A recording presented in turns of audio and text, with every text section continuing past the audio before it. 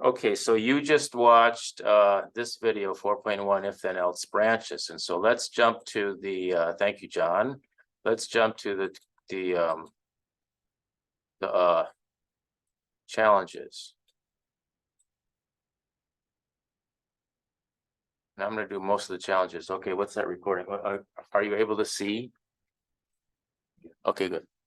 Okay, so this is the first one. There's only one here.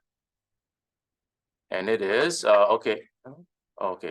Level 5 uses double equal sign known as the equality operator to mean equals. Okay. In other words, this is a test. Does x equal 9? That's really what it means. Does x equal 9? It's going to be true or false. Okay. Anyway. Okay. So let's start this up. And what we're supposed to do again is write the program's output. I think. Does this change? No. Okay. Start. Number of apples equals 5. Okay, and that's going to set this to 5. And then it's going to be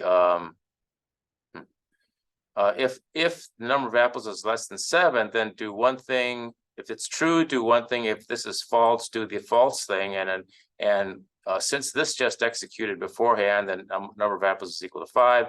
So this is true. So then we do this one. So then we put A output. I'm going to put an A here. And I don't see me having to put a return because this is not necessarily a print statement. It's just a flow chart. And then put a K. So I'm going to put a K. Okay, so when it's done, we go down here and it's K. And then I'm going to be done. And let's see if this is correct. Ah, yes, it is. Okay, so that was the first one. Let's do this, the third one. And you're going to have to do the second one. But I'll do the third, first, the third, and the fifth, and you do the second and the fourth. Okay, here we go again. Number of apples is set equal to 1. Is the number of apples greater than 1? Well, it's false. This is a false statement because it's equal to 1. It's not greater than 1. It's equal to 1. So we take this path and we put an F to output. Oops, this thing, F. And then we put a G there now. Now we put a G, and then we're ending. Okay, so I'm going to click check, and I got the points. You know, I just want to say that it's really good that this textbook is having us learn flowcharts because in computer science classes, in first semester computer science classes throughout the country, flowcharts is like in all of the expected student learning outcomes. And so for a long time, you know, flowcharts were around very early on in the 70s and the 80s when we used to teach programming. And then in the 90s, when we started indenting, when we write our programs, we start indenting. And it's much easier to read code when it's indented, and also the variable names could be as long as we wanted, as long as we used underscores in there. And so we got away from flowcharts.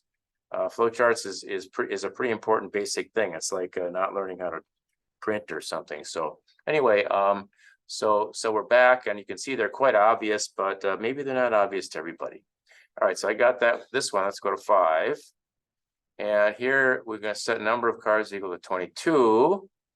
And now we're going to ask ourselves, is the number of cars equal to 6? No, it's not. So we go the false, we take the false path. Is the number of cars equal to 40?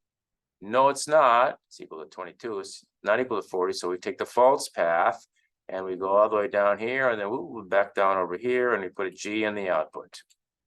Is that all we do? Let's see. Yes, that's all we do. So got the points. All right, great. And now we're going to break again for John to give us a lecture in section 4.2. And I hope I'm able to connect up his videos into our playlist properly. So let me pause, stop this.